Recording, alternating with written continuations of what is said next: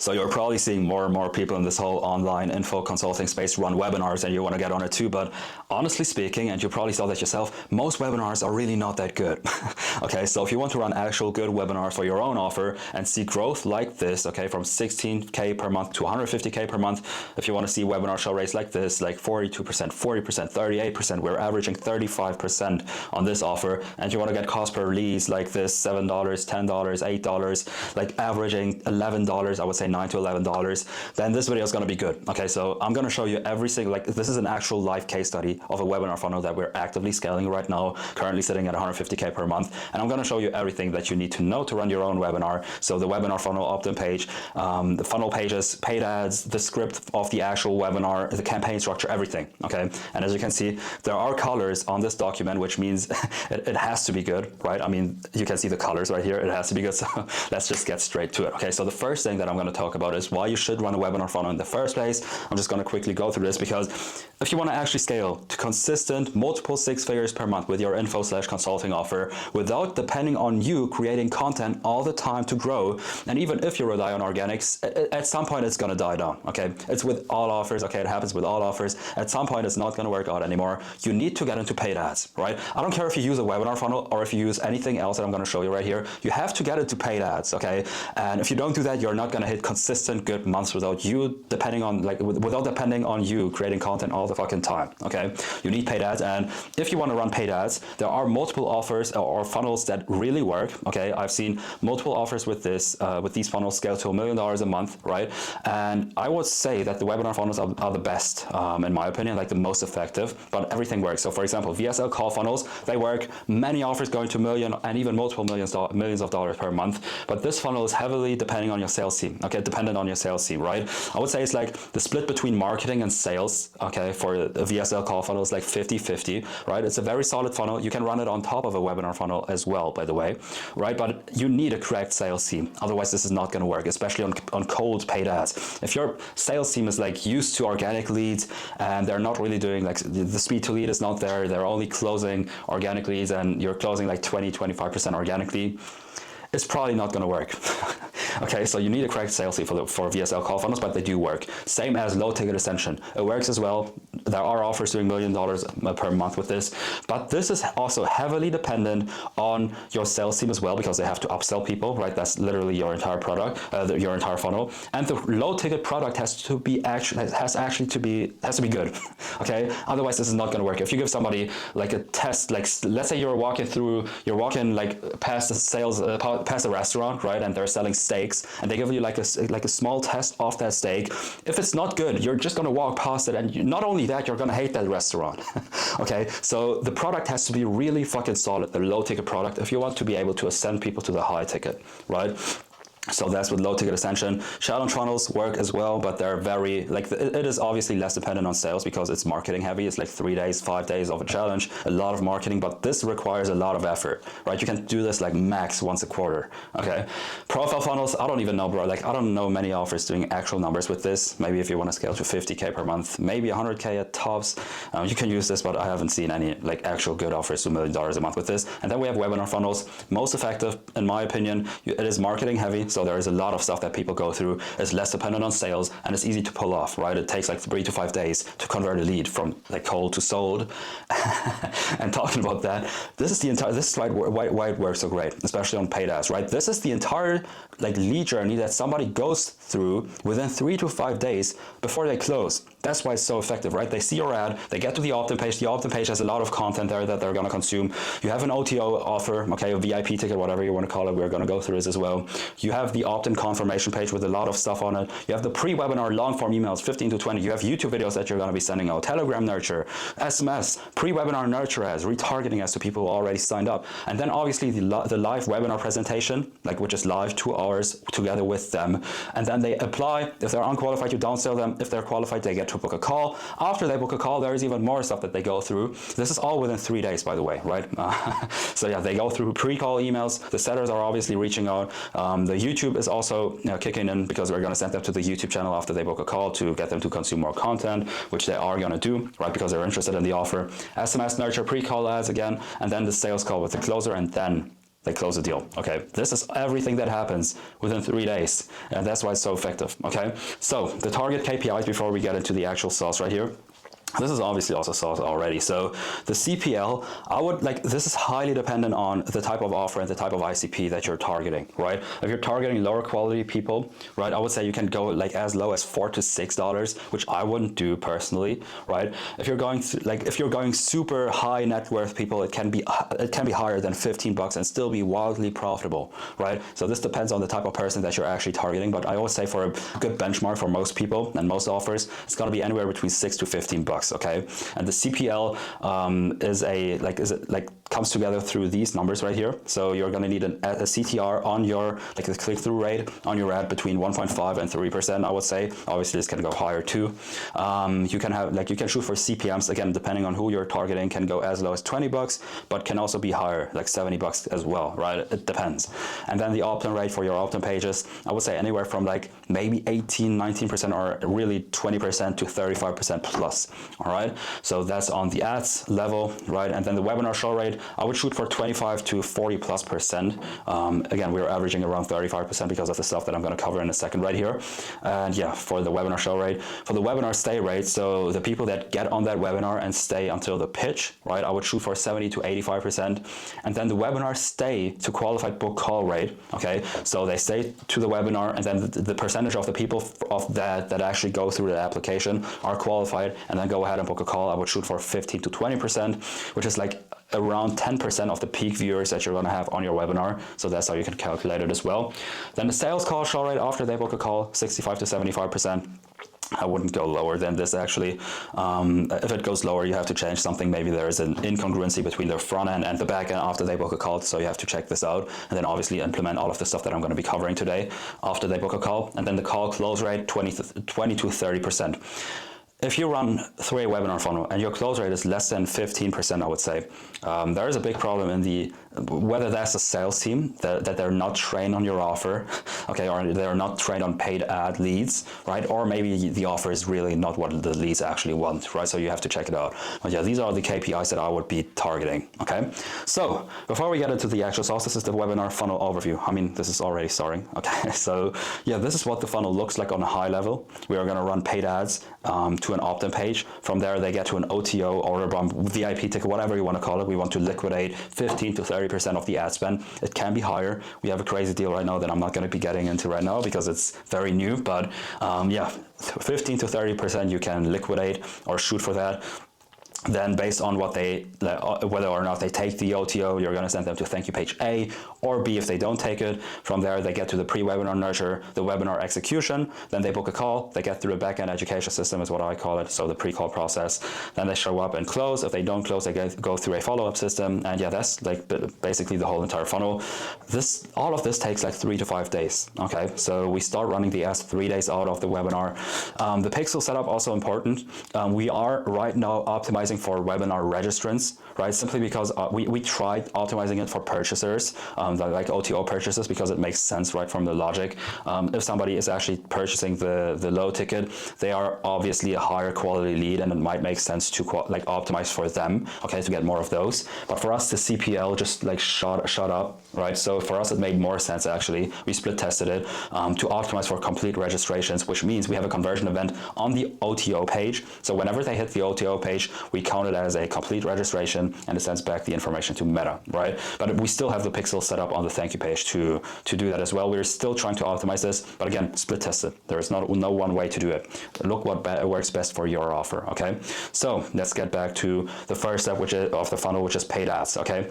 This is very, very important, and I'm not what I'm going to talk about for the paid ad section. As you can see, is colorful. So again, it has to be right. No, but I'm kidding. So I'm not just making this up. Okay, so this is directly from Meta. Right. By the way, if you want us to run your entire webinar funnel completely done for you within the next 14 days, okay, just check out the first link in the description, and you're going to see a video that walks you through our entire offer and also what you would have to do for it, all right, to qualify. But yeah, let's get back to the video. Just wanted to let it out there. So paid ads, okay, what I'm going to show you right now is not something that I'm making up, all right, so this is all directly from Meta. So I have some links right here if you want to check them out. But yeah, so this is how the ads work right now, all right, so this is called Andromeda. This is like the graphic directly from Meta. So you're going to have your ad creatives, right, and Meta is going to retrieve your ad creatives, put it into their AI system, whatever they want to call it. Okay, they call it Andromeda. Okay, the AI is going to analyze the words that you use in your copy, and also obviously like your whole creative, also like your background. If you're selling a real estate offer and you're standing in front of your property, Meta is going to analyze that as well.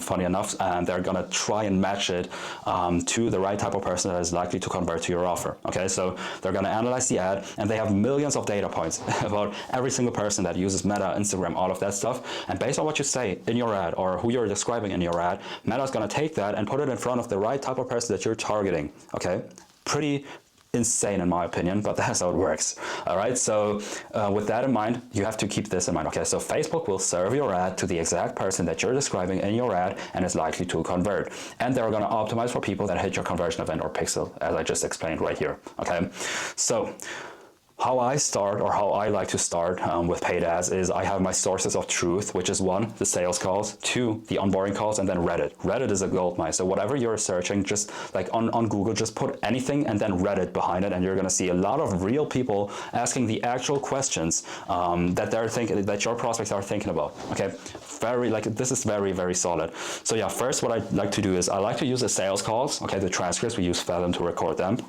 I like to use the sales calls to understand exactly what type of person closes versus who doesn't. Okay, so I'm trying to figure out the personas, all right, the personas that are likely to convert on our offer versus not. All right, so for a SaaS offer, for example, persona A could be, so a SaaS info offer, consulting offer, whatever you want to call it.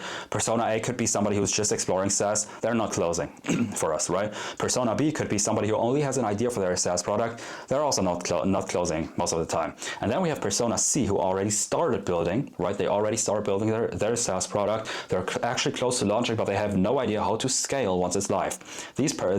This persona closes on the sales calls. We found that out through the transcripts, right? Persona D is somebody who has a live SaaS product and is struggling with organic content and conversion, whatever it might be. Right, this could also be just like distribution. And this person closes as well. Okay, so you have an actual understanding of who closes versus who doesn't. So you have to tailor your messaging around the people that actually close. Okay, so for us it means that we should not target beginners.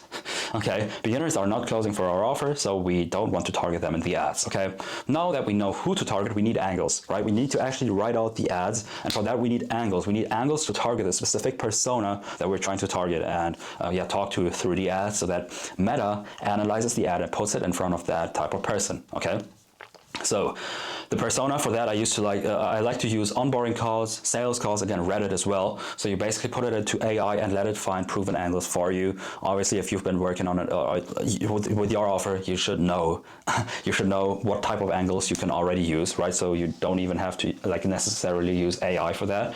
But yeah, just like for your understanding, an angle, what I mean by angle is just the single idea of the ad. It could be a current set of beliefs that they're going through, right, and you're attacking them, or maybe a problem that they're experiencing, maybe failed attempts to do X, Y, and Z, frustrations, right? All of this stuff, everything can be an angle for your ad. Okay, so you need to get the most important thing here, and I have it in green, which tells you that it's very important.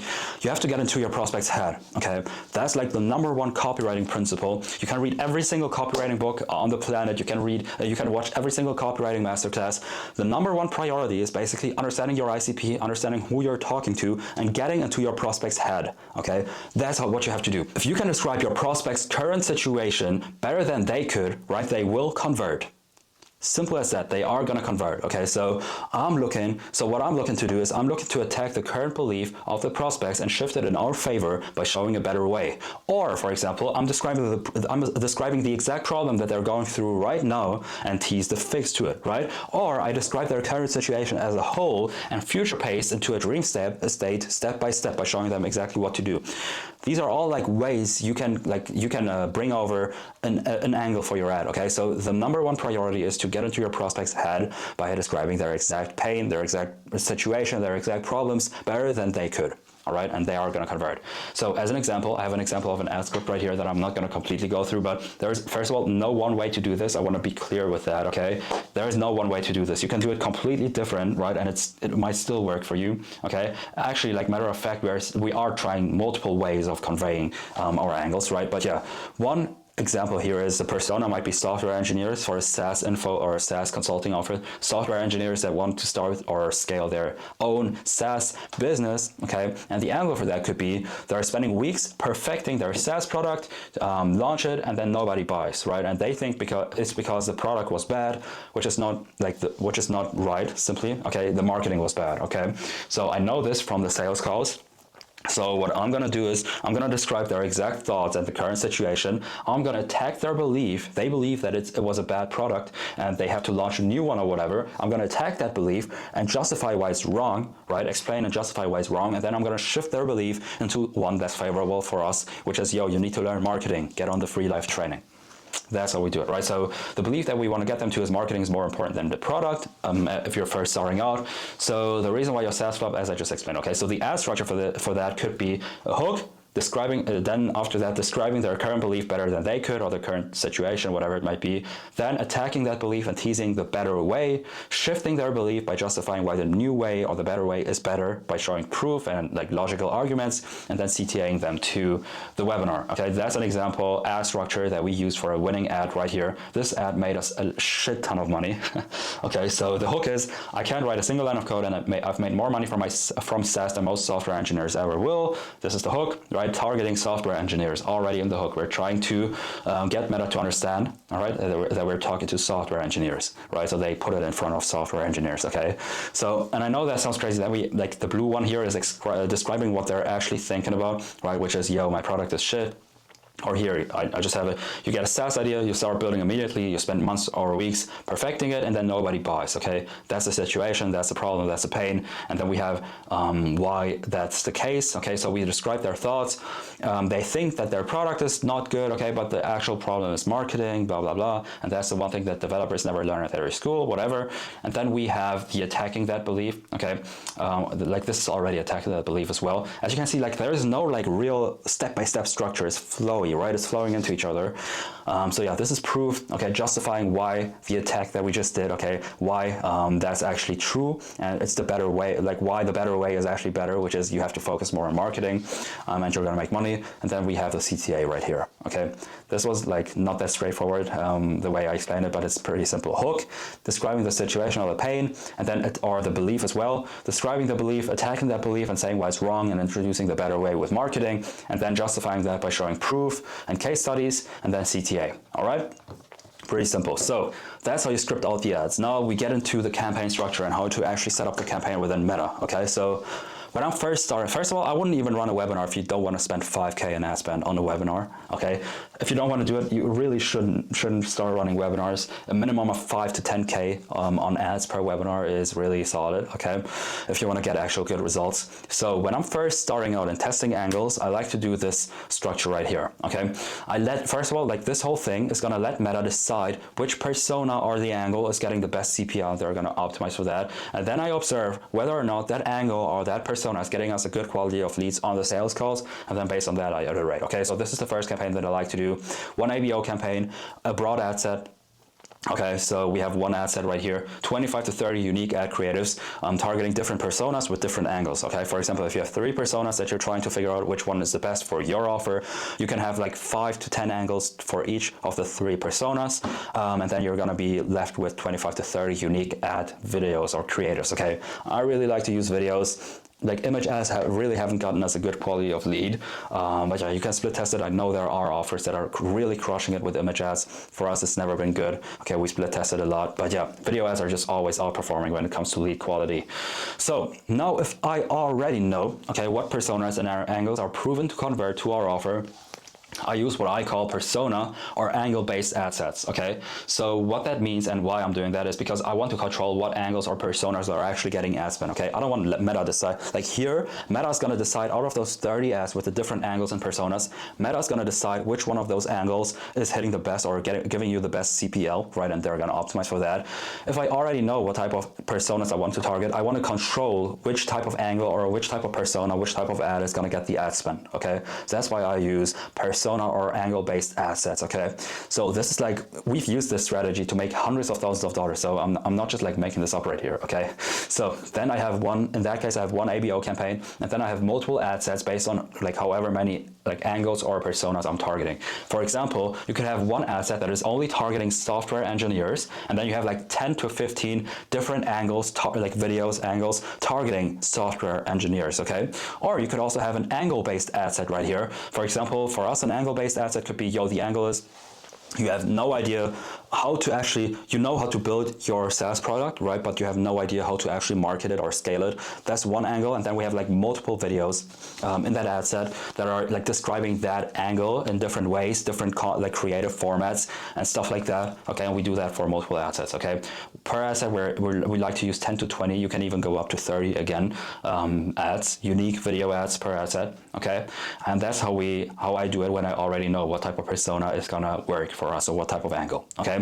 Now, what do you do once you find a winner, okay? Obviously you want to scale into it, you just like increase the spend per ad set, but at some point, like within like 2 to 3 weeks, maybe even for us it's sometimes 1 week, depending on the ad spend. For example, sometimes we're spending upwards of $4,000 per day. Your ads are gonna fatigue at some point. Okay, so let's say your ads are really fatiguing, the CPL goes up, okay, the cost per lead, CPM goes up, CTR, so the click-through rates are going down. What you have to do is you have to kill the ad and iterate, okay? So you need new creative, so here's how I approach it. So again, there are multiple ways to do this. There is no one way to do it, okay? This is what works for us. There are other people doing it another way, and it still works. Okay, this is just what I like to do. And this is pretty like scientifically, just like literally scientifically trying to find new angles, like scaling it basically, right? So what I do is, for example, option one, I just like to change one variable, okay, of the entire ad to actually find out what's best, okay, to find the best ad that I can just rip, right? For example, option one is go persona based. If you like you found a winner, okay, it fatigued. Now you want to iterate, so you can go persona based, which means you have the same persona of that ad that just fatigued, okay, the winning ad that just fatigued. You can have the same persona that you're targeting, the same format, and just find new angles and new ways to talk to that persona and put that into one ad set and try to find a new angle for that. Okay, so you're changing one variable here, which is the angle, and put that into one new ad set, okay, with 10 to 15 new ads. With different angles to find more winning angles, and then based on that you can iterate again. Now if it's angle based, which is option two, you found a good angle, right? What you can do there is you can keep the same persona that the angle is targeting. You can even keep the same angle, and you can just like you can just apply a different creative format to it, or just like new spins to that angle. What I mean by that, or different formats, for example, is you can make a new ad set, first of all, like 10 to 15 new creatives. This is like the way I do it all the time. But what I mean by new creative format is, if it was a selfie video, maybe try that same exact, not like necessarily the same exact script, but maybe just like a small variation of that script in a podcast style format, or maybe in a physical whiteboard format, in a green screen format, in an edited talking head format, in an unedited talking head format, in a Miro board format, whatever it might be. You can apply so many different formats to that one angle and that one ad that was crushing it, right? And you can put that into new assets and scale that and try to find a new winning creative format. Now, if you find a new like angle from here and you find a new creative format that is crushing it, you can mix those. You can have that new angle with that new creative format and like put that into a new campaign. So as you can see, there are multiple ways to do this. You have to just be smart with it. Try to only like change one variable per ad set, so that you actually, like if you change like 10 things of that winning ad and put that into a new ad set, you're not going to really understand what the reason was why you find a new winner or a new loser or whatever when it's not really outperforming the fatigued winner. Okay, change one variable and put it into a new ad set. Another option could be, and this really works as well, you can just like test a new, like do a new test campaign like this right here. Okay, you can just do a new test campaign like this, find new, like try to find new personas, new angles. Okay, so again, 25 to 30 ads per ad set, and then you let you let Meta try and analyze what type of angle or persona is getting you the best CPL, and then you maybe find a new persona that you can target, and then you do the same thing over and over again. That's how you scale. Okay, this is like months and months worth of runway that you have with the scaling method. All right, so yeah, that's the paid ads, right? That's the paid ads. Now we know exactly how to write this, how to, first of all, who to target and how to tailor the messaging in the ads, how meta ads actually work. We know that now too. We know how to structure the campaign to actually attract our right type of ICP. We know how to scale when the ads are fatiguing. All right, now we're sending traffic to the actual funnel pages, okay, which is what I'm going to talk about now. Okay, so the funnel pages, pretty simple. Paid ads to an opt-in page, and then from the opt-in page, once they opt in, they're going to get to a VIP upsell, OT, or whatever you want to call it. Okay, order bump. Okay, they're going to get to that page where it's going to try to liquidate 15 to 30% of the like front-end ads ad spend. Right from there, if they take it, they get to a VIP taker thank you page. If not, they get to a no VIP thank you page. We have 2 buttons that they can push right here on the VIP page. I'm just going to break it down right now. Okay, so it's just an example. I made this with AI, but yeah, this is like the structure that I like to use, and it really it works really well. We've seen like opt-in rates upwards of 25% of this on cold traffic. So there's going to be a headline. I'm not going to go too much in depth with it because this is highly dependent on like the offer that you're actually running and what type of resources you have to put on this thank you page, on this opt-in page. But yeah, generally speaking, there's going to be a headline with a good promise, there's a subheader, right, elaborating on that main headline's promise, okay, or expanding on that, not just like repeating what the main headline said. Then we have a timer, the date, and then an opt-in form, all right. From there, what I like to use, and it worked very well for our one offer, for example, the opt-in rate went from 18% to 25%, which is just like putting a podcast here, which adds a lot of social proof because it's a known podcast, right? This is like the Meet Your Host section. Everybody has a Meet Your Host section. Maybe you just put in an image and it's like very lazy. You just like have an image plus text. You can do that, okay? But if you have resources like an interview or a podcast or whatever it might be, put it in here. This has made a tremendous difference for us on cold paid ads, okay? This was an interview by a very known like YouTube podcast, okay? So this increased our opt-in rates. Then after that, we have what you're gonna learn on the webinar. So we have 5 bullet points like breaking down what they're gonna learn.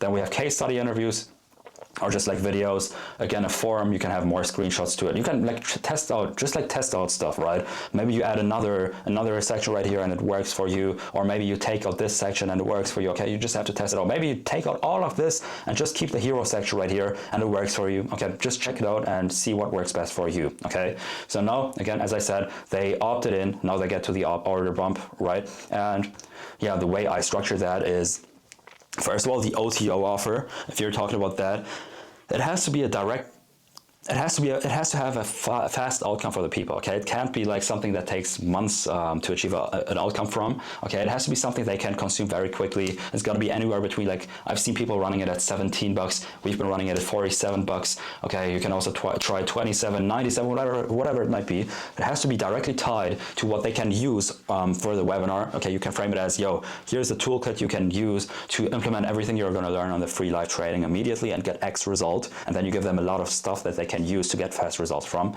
right? So yeah, that's what you have. And also what we like to do as well, this is like a quick hack, we sell a one-on-one implementation call together with this OTO offer.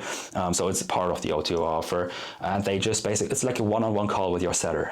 Okay, they just try to upsell them to a closing call, or like get them on a closing call and try to upsell them. All right, a lot of people are going to upsell from the OTO, of the people that take the OTO. Okay, so again, this is the page structure that I like to use.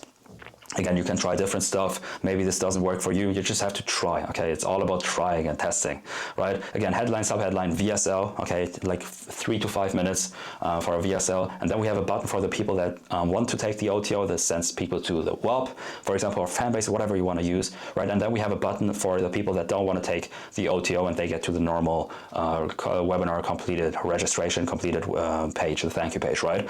So after that, okay, below that, we have case studies. We have more case studies right here, okay, and then we have the 2 buttons again. We have another video, right? And like for this, it could be like the podcast again. It could be something else. It could be something that you're breaking down, like maybe a mirror board overview of the offer that they're actually going to be getting. Okay, that could be it as well. Yeah, and then a sales letter, basically explaining why it's like justify the pricing, explain why they should take it, explain the outcome, stuff like that. Again, a button, and then an offer stack. But you know what an offer stack is, so we have that as well. And then the buttons again. Okay, that's what we like to use. It worked very well for us. So let's just move on with the thank you page, okay? So after they take it, like both thank you pages, right? Both thank you pages for the thank you, for the VIP takers or the non-takers, okay, it's going to be very similar. We're going to have a next steps video right here, okay, that explains exactly the next steps and sells them on showing up to the webinar. This is not just like, yo, check out your emails, check out your Telegram, check out this, check out that. It's not just that, okay? It really sells them on the idea of why they have to show up to the live training that they just signed up for, all right? And then below that, we have a button that adds the event to their Google Calendar so that whenever they open their phone, it's just like always going to show up, and they're also going to get a reminder from Google directly. This right here is an image of how that Google Calendar event is going to look like. Then we have a Telegram join link together with a screenshot that shows the Telegram. Then we have FAQ videos, okay, selling them on the idea to show up. So this is like mechanism related stuff that we're handling in the FAQ videos right here, not just product related stuff, which is what we use on the thank you page for the pre-call process. Okay, so this is all mechanism related. So in our case, for example, why they should, like we cover specific steps of building a successful SaaS product in these FAQ videos, for example, right? So what we have as well, we have case studies. All right, we have the podcast again. It really works well for us. Obviously, if you don't have it, that's cool. And then we have FAQs again, just like in text format if they don't want to consume the videos, and then more case studies. And then, yeah, that's basically how we structure the thank you page. You can add more stuff to it. You can take stuff out of it. Okay, I wouldn't really take out too much here. Okay, maybe you can take out this video right here, and it's still going to work for you. Again, with this stuff that I'm going to show, like with this thank you page, and also everything that I'm going to show you literally now, is how we're getting crazy show rates for our webinars on cold traffic, like 35% plus on average. Obviously, like 42% was one of our best show up rates. Okay, it's not always 42%. But yeah, I would say we were averaging around 35% right now on cold traffic, which is very solid. So let's talk about how we actually get there. Okay, so now they signed up, right? They signed up, now we have to nurture them so that they actually show up to the webinar, right? So for that, we use the webinar confirmation page that I just broke down, 15 to 20 long form emails. I'm not going to go too much in depth with everything right here. If you know your stuff, you should be able to like tell what you can add into your specific assets to get them to show up. So we have 15 to 20 long form emails. These get upwards of 50 to 60% open rates. People are really reading these. Okay, so you have to check out what people are actually like. What I use to understand what to put in these emails is I use the sales calls, obviously. I use Reddit, and then what I like to use as well is I use what people are actually saying live in the chat of the webinars. If they're asking specific questions, I put them into the emails as well, same as in the FAQ videos. So yeah, that's what I like to do. Retargeting ads, you can have, for example, what we're running is on low spend, maybe couple hundred bucks. You can run retargeting ads to the people. This is like the spend is highly dependent on how many people you actually have that have signed up for this, right? So yeah, retargeting ads 15 to 20.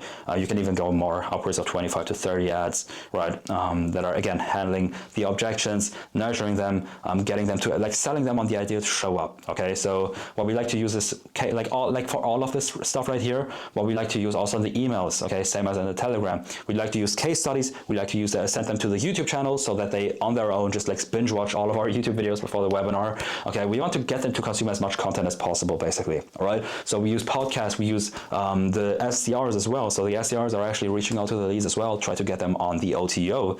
All right, so there's a bunch of stuff that we do, and also if they don't take it through the setters, they just like, get them to show up to the webinar, obviously. Then SMS nurture, we have what's it called, a simple texting set up for that. Right, that's the SMS software that we use. For example, the first SMS as well is sending them again to that podcast or that interview, which adds a lot of social proof to us instead of just like sending them the webinar link, right?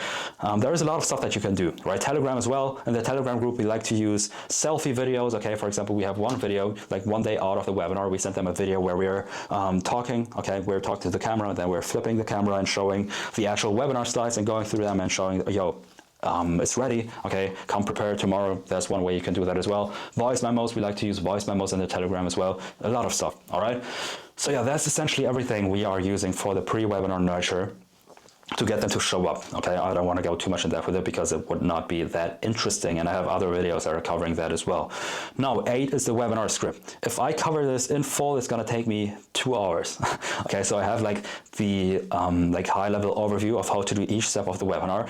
Each webinar, every single one of your webinars is going to have the same exact structure. Every single one. Okay, there's going to be an intro section, a content section, the transition section from content to pitch, and then obviously the pitch section, and then an open Q&A. Okay, these are your this is your structure for every single one of your webinars that you're going to be running. All right, so in the intro is not just a hook. All right, the intro is like the actual first 15 to 20 minutes of your webinar. Okay, so what you're gonna do multiple things in that whole intro section. The whole idea is to get them to first of all hook them, obviously, right? Get them to trust you. Okay, so you have to show a lot of social proof. You want to get them to show look up to you and see you as an authority. You have to present yourself as an authority so that they actually pay attention, right? You basically want to sell them on the idea to stay throughout the entire whole webinar and just like trust whatever you're saying.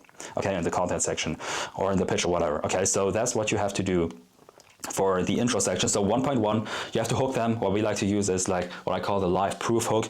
If you're running a BizOp offer or whatever, you can just like show them your Stripe dashboard, show them your whatever, any type of live proof that you can show it, okay, in the first 5 minutes while you're like introducing yourself and talking to, like engaging with the chat. Just like have it on screen and talk about it. That's like one way you can hook them immediately. Then after that, you have to position yourself as the authority as fast as possible. So you can show your own results, you can show case studies, you can show what other people in the space that people are looking up to are saying about you, right? All of the stuff that positions yourself as the authority that people are actually listening to, okay? After that, you want to sell them on the idea of whatever you're going to be covering in the content section, okay? Your unique mechanism, you want to sell them on the idea of it, okay? And why it works. Again, you sell them on the idea. You don't just like break down the whole thing in the intro, okay? After that, you get them to or not after that, just like throughout the whole entire thing, you're just going to get them to, you're just going to create commitments, okay? You're going to get them to say yes and all of that stuff. Again, I'm not going to go too much in depth on how you can do every single step here, okay? Because it's going to make the video way too long. And then the last thing that I like to use in the intros is open loops, okay? So on this live training, you're going to learn X, you're going to learn Y, you're going to learn C, okay? You're going to use fascinations, which is like another term, copywriting fancy term for bullets, okay? You're just going to use bullets that are creating intrigue so that the people are actually want to stay throughout the entire thing, okay? You're opening loops, right? You're opening loops and show them a glimpse of what they're going to learn in the next 60 minutes, okay? That's what I like to use for the intro section of the webinar. Next up, we have the content section, okay? So you you sold them on the idea to stay throughout the entire thing. You showed yourself as the authority, you hooked them, all of that stuff, you created open loops. Now you have to get to the content section. And the number one thing, and like obviously I'm not going to go too much in depth because every single content section is going to be like, this is going to be highly dependent on whatever you're going to be teaching, your unique mechanism, whatever it might be. But the very, very universal point that works for everything is teach the what, okay, the what and not the how. Okay, what I mean by that is you don't want to show too much, like too many small details that don't really add to your point, because it might confuse people. Okay, but there is a caveat to this. Right, I've been on webinars where I'm just like, yo, why did I just get on it? Okay, because like if you don't show enough, okay, if you don't teach enough and don't show enough of your expertise, if all you're showing in your content section of the webinar is something they could have found out with a chat GPT prompt, they're not only not going to buy, they're going to fucking hate you.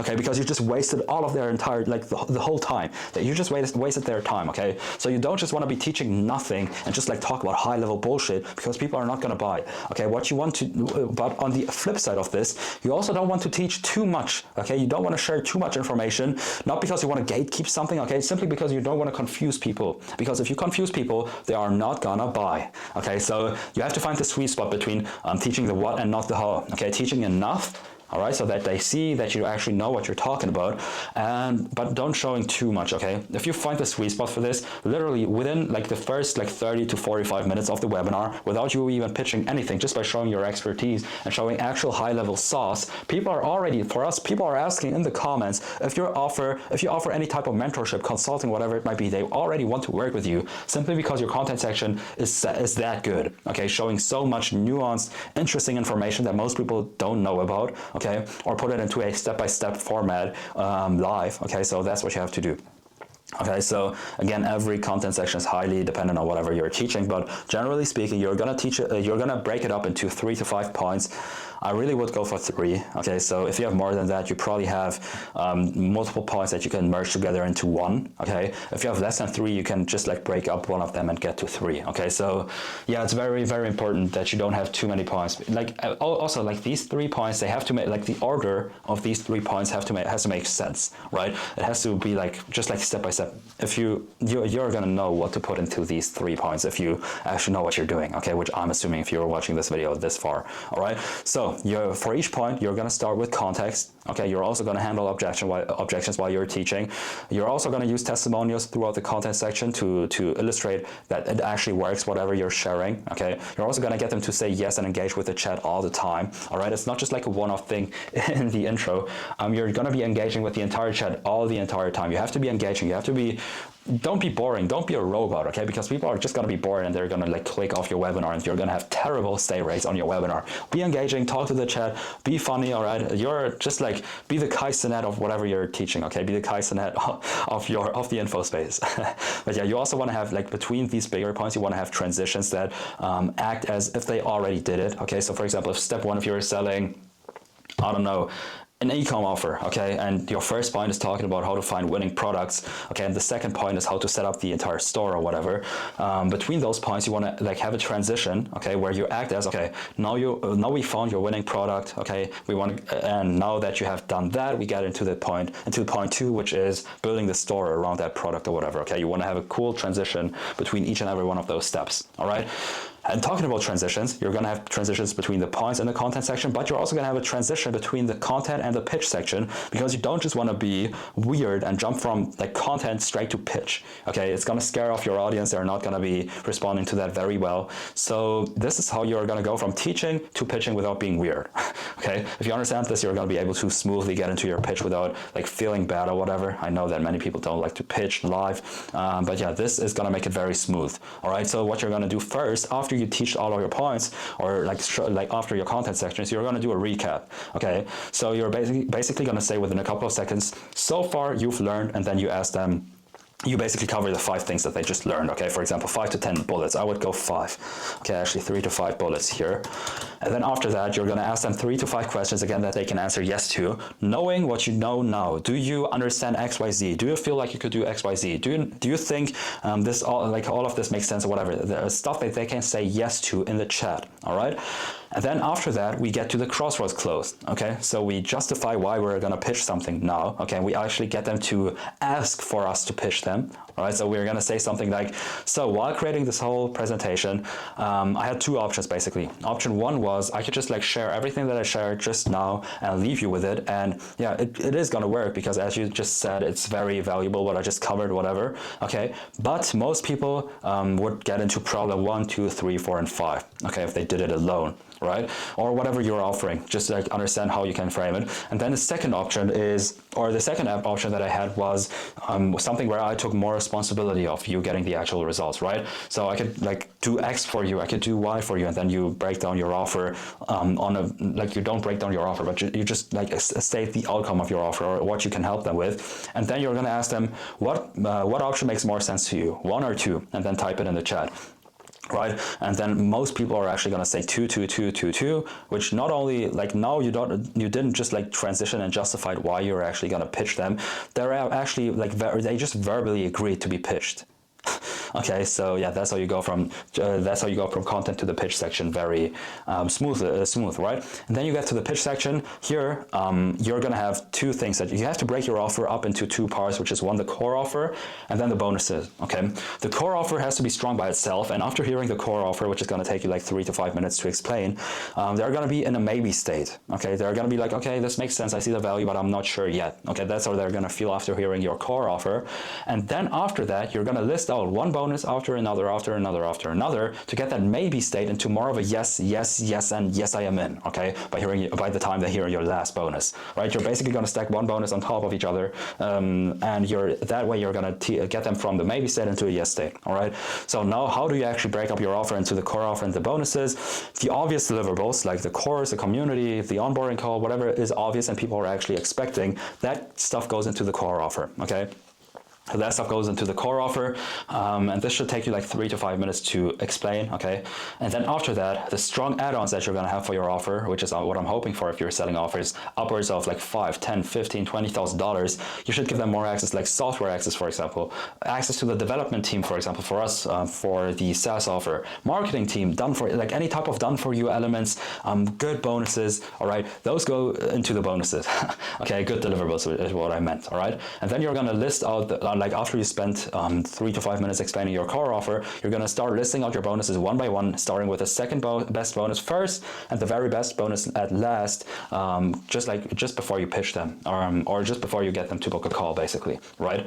So yeah, that's how you pitch them, okay? So after that, and you should like spend a lot of time on the transition and the pitch phase, okay? So it's not just like let's say you have 100 minutes on your webinar. It's not going to be like that you're going to be spending 80 minutes on the intro and the content section, and then just like 20 minutes on the transition and the pitch. It's going to be more like 50-50, I would even say. Sometimes it's even like the pitch is even longer than the actual teaching section or the content and the intro section. Just check out Hormozy's webinar, the $100 million launch that they just did with this book right here. Not just like they did it last year, okay? But yeah, check it out and see how long he's actually pitching. His pitch is like 80% of the entire thing.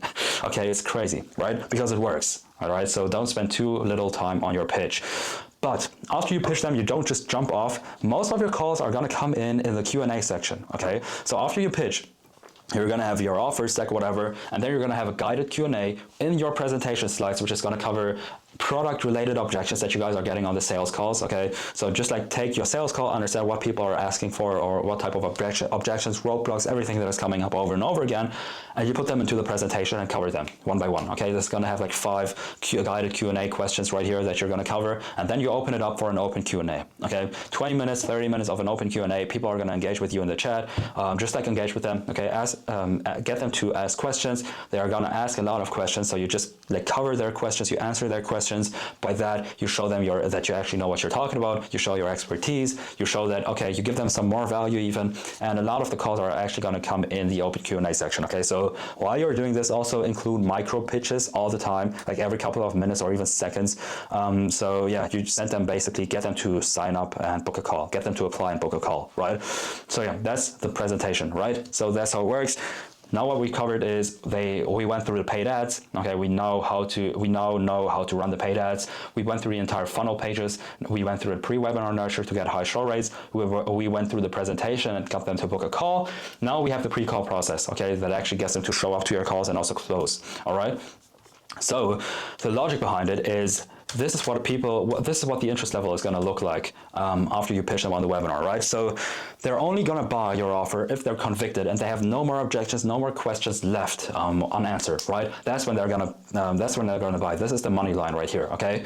Now, depending on whatever funnel you're using, for example, if you're running a VSL funnel and they just like watched 2 minutes of the VSL and went ahead and booked a call, they might just be like here, okay? They might be curious, okay, but they're long away from being convicted, okay? So you'd have to do so much stuff to actually sell them on the idea to not only show up but also buy the offer, okay? So in the pre-call process, you're going to handle objections, you're going to show them case studies, you're going to show them your expertise, more proof, more case, like all of that stuff, okay, that is actually making it more likely that they actually close on the sales call. So your main goal in the pre-call process is to increase your leads interest level. For us, with a webinar funnel, with all of the stuff they just went through, as I just explained, so many steps that they went through, so much content that they've consumed to get to the point where they actually went ahead and booked a call, our interest level is already very high, okay? They already have strong intent. It's just like a little jump that's left right here to get them to be convicted.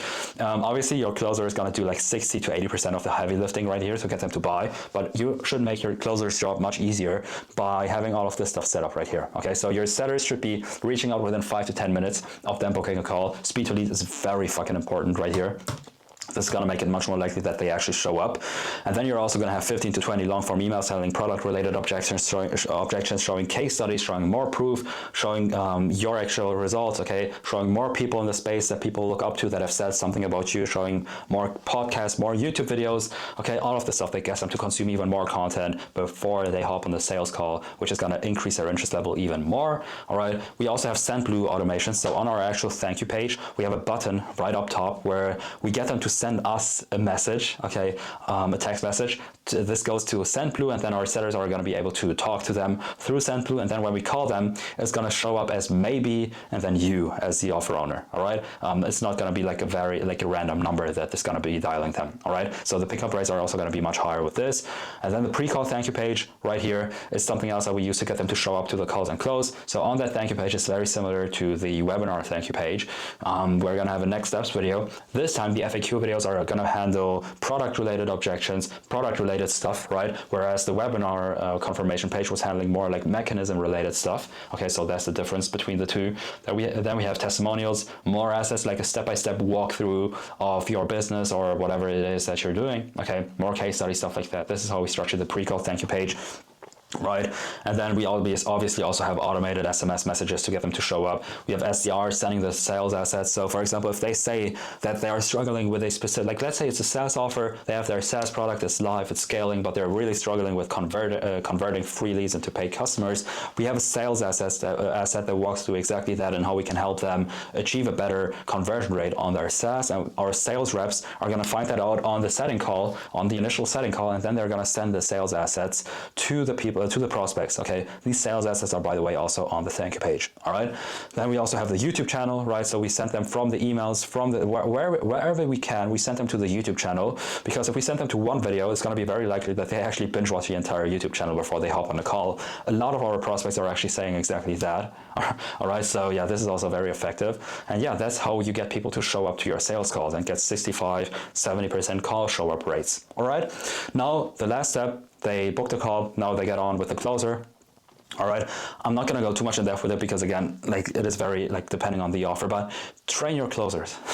Okay, train your closers. This is cold traffic still, right? Your webinar funnel is going to do a lot of the heavy lifting. I would say it's like 70-30, the split between marketing efforts and sales efforts. Okay, marketing 70% of the is going to get 70% of the deal done, but there is still some, like a lot of responsibility on your closers, on your sales team. Okay, so train them. Hop on weekly or even bi-weekly sales call review meetings. Okay, this is what helped us a lot, right? Analyze the sales calls with AI and set up training material that covers most of the common questions or objections.